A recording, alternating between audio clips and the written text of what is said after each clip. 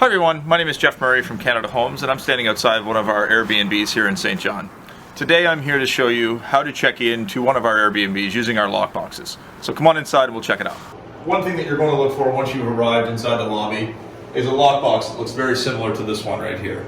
The lockboxes in some of our units are going to be labeled with the address that you're staying in.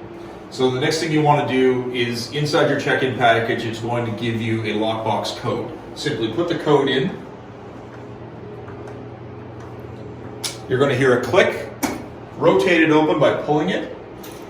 Inside you're going to find your keys. After you're done, simply close it. You're going to hear a click again and that means that that box is locked.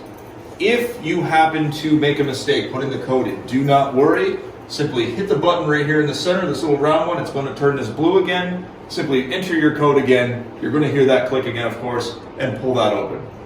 Have a great stay, everyone. Safe travels.